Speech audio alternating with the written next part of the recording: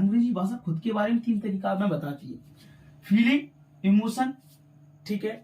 अब जो आइडियाज का क्या काम है, तो देखो जब हमसे कोई अच्छी बात कहेगा तो फीलिंग में आएगी, कोई बेकार सी बात कहेगा तो, कोई दुख भरी बात कहेगा ऑब्वियसली तो इस किस में आएगी, इमोशंस में। जब हम बात को महसूस कर लेंगे, महसूस करने के बाद जब हम विचार करते हैं, आइडिया मतलब विचार, तो आइडिया मीन्स क्या होता है, विचार। तो जब हम विचार करते हैं कि हमको किस तरीका के जवाब देना है, तो जैसे अच्छा बुरा, हमने वो विचार किया, महसूस किया, इसके बाद हम उस पर विचार करते हैं कि इसको हमें कैसे अब जैसे हमें जवाब देना है, मान लो जब हम जवाब देंगे तो हमारे मुंह से कुछ ना कुछ तो निकलेगा। जब हम जवाब देते हैं किसी को तो हमारे मुंह से वॉइस निकलती है। जब वॉइस निकलेगी, क्योंकि हम जवाब देंगे तो हमारे मुंह से ऑब्वियसली वॉइस तो निकलेगी। अब जैसे जब हमारी वॉइस निकलेगी तो बस हमको ये देखना है कि जैसे हम अंग्रेजी भाषा पढ़ रहे हैं तो हम अंग्रेजी में जवाब देंगे, अब हिंदी भाषा पढ़ते तो हिंदी में कोई अच्छी बात बोलेगा तो इसमें महसूस करेंगे, अच्छी बोलेगा तो अच्छी करके विचार देंगे, कोई बेकार या सैडनेस सी बात कहेगा तो हम इस पर विचार करके तब हम जवाब देंगे। और जब हम जवाब देंगे तो हमारे मुंह से क्या निकलेगा, वॉइस। जब वॉइस निकलेगी तो हम इंग्लिश पढ़ते हैं तो इंग्लिश में जवाब देना पड़ेगा। अब देखो जब हम वॉइस देंगे, जब हम जवाब देंगे तो जवाब देखो लैंग्वेज का सेंटेंस के द्वारा दिया जाता है। ऐसे तो हम कह नहीं देते हैं हाँ तू भी, हाँ तू, फिर भी, ऐसे तो हम कहते नहीं है। तो देखो जब हम जवाब देते हैं तो लैंग्वेज को हम सेंटेंस के द्वारा जवाब देंगे। सेंटेंस यानी बात। जैसे हमसे कोई बोलते हैं आप अच्छे हो तो अपन क्या कहेंगे, आपका धन्यवाद। जैसे मान लो आप बोलते हैं आप बेकार हो तो आप फिर भी हम बोल देते हैं कि आपका धन्यवाद, अब मुझे बुरा कह रहे हो तो कुछ तो बात होगी। जब हम जवाब देते हैं तो हमको सेंटेंस ही में जवाब देना होगा। जब हम सेंटेंस के लिए पहले देखो हमें क्या चाहिए होता है, सबसे पहले देखो सेंटेंस को रिक्वायरमेंट क्या किसकी होती है, सेंटेंस को रिक्वायरमेंट होती है वर्ड की, तो हमें फिर वर्ड चाहिए। अब वर्ड को किसकी रिक्वायरमेंट होती है, लेटर की। अब देखो लेटर बनाने के लिए हमें क्या चाहिए होता है, तो देखो हमारी लैंग्वेजेस हमें क्या प्रोवाइड करती हैं वो हम देखेंगे। तो सबसे पहले हम देखो अंग्रेजी भाषा अपने बारे में हमें 3 तरीका से बताती है, फीलिंग, इमोशंस। जब कोई अच्छी बात बोलेगा तो महसूस करेंगे, जब कोई बेकार बात बोलेगा तो हम इमोशंस में महसूस करेंगे। महसूस दोनों में होना है, लेकिन जब अच्छी बोलेगा तो हम फीलिंग की ओर जाएंगे, जब कोई बेकार बोलेगा तो हम इमोशंस की ओर जाएंगे।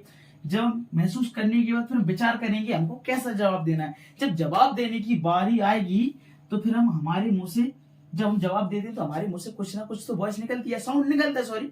तो देखो आपको कुछ ना कुछ तो करना पड़ेगा। तो देखो आप सबसे पहले देखो सेंटेंस के लिए हमें लेटर की जरूरत, लेटर से वर्ड की सेंटेंस। तो सेंटेंस में जब हम जवाब देंगे तो देखो ऐसी कोई लैंग्वेज नहीं है जिसको हम वाक्य के द्वारा जवाब ना दे। ऐसे तो कहते नहीं है हम लेटर में ए फिर बोलते बाय, ऐसे तो हम कभी कहेंगे नहीं।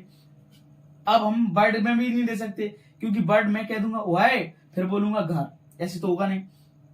तो सबसे पहले हमें जवाब देने के लिए सेंटेंस आना चाहिए। तो ये क्या है, सेंटेंस के लिए पहले लेटर फिर वर्ड तब सेंटेंस बन पाएगा। तो देखो इंग्लिश लैंग्वेज ने क्या क्या प्रोवाइड किया है, हमें लेटर दिए हुए। लेटर मतलब वोवेल और कॉन्सोनेंट, वोवेल्स और कॉन्सोनेंट। अब इंग्लिश लैंग्वेज में वोवेल्स के A E I O U 5 vowel है and other B C D. हम पूरे तो लिखेंगे नहीं बट आपको समझना होगा। वोवेल्स मीन स्वर, कॉन्सोनेंट मीन व्यंजन। तो जब हमें ये लेटर प्रोवाइड कराए जाती हैं, अब लेटर में हम जवाब दे नहीं सकते क्योंकि लैंग्वेज का जवाब हम सेंटेंस द्वारा दे सकते हैं, ठीक है। जब हमारे पास इतनी जैसे हिंदी भाषा होती तो छुटबा बड़बा मिलता हमें।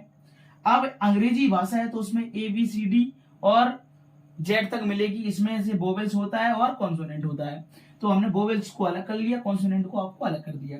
तो जब हम वर्ड बनाते हैं, क्या वर्ड बनाते हैं, तो देखो लेटर के बाद हमें क्या बनाना पड़ेगा, देखो लेटर के बाद हमें वर्ड बनाना पड़ेगा। अब वर्ड कैसे बनेगा, तो देखो अ मीनिंगफुल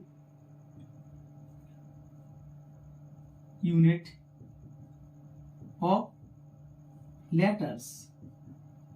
देखो लेटर्स मतलब जे लेटर है, टोटल लेटर 26।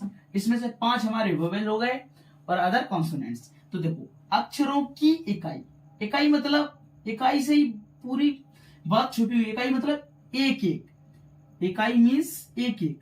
अब आप यहां से समझ सकते हो कि जब हम इन 26 लेटरों में से एक एक से निकालेंगे, मतलब अक्षरों की इकाई जो कैसी हो, अर्थपूर्ण मतलब मीनिंगफुल, तभी हम शब्द कहेंगे। जैसे मान लो हमने एक एक से निकाल लिया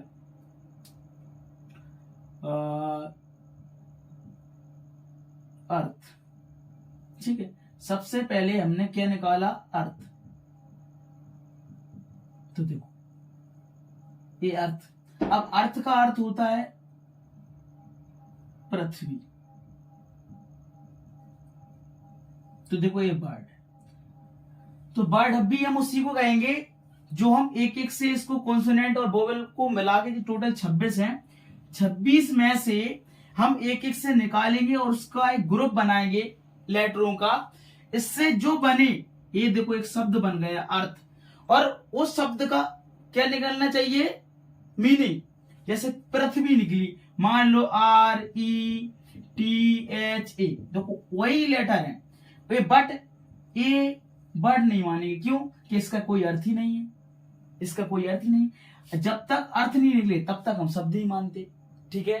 तो देखो जैसे इस अर्थ का मीनिंग क्या है, पृथ्वी, इसका कुछ नहीं है तो ये शब्द नहीं है। हालांकि देखो लेटरों का ग्रुप ए भी है, लेटरों का ग्रुप ए भी है, बट इससे हमें अर्थ मिलता है, इससे नहीं मिल रहा।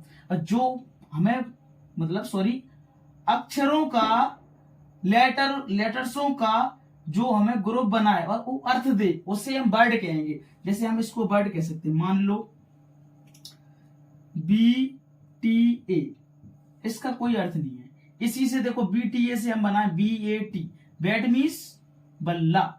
तो देखो जब बैट मीन्स बल्ला हो गया तो इसका अर्थ निकला, तो हम इसको शब्द कहेंगे। तो हम एक एक से तो निकालेंगे, एक समूह बनाएंगे भाई, एक लेटर से अधिक लेटर्स होते।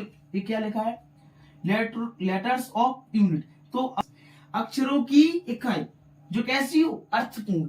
जैसे देखो अक्षरों की इकाई बन गई, एक से अक्षर ज्यादा है, और वो कैसी है, अर्थपूर्ण, मतलब जो अर्थ दे रही है ना। तो बैट मीन्स बल्ला, अब ये कुछ नहीं दे रहा था, ठीक है। जब तक ये अर्थ नहीं देगा तब तक हम इसको बर्ड नहीं मानेंगे। तो जब हम बर्ड सीख जाते हैं, तो मान लो हम, ऐसा लग रहा है, अगर आप लोग नोट करना चाहते हैं तो कर सकते हैं। तो सबसे पहले अंग्रेजी लैंग्वेज जो अपने बारे में 3 तरीका से बताती है।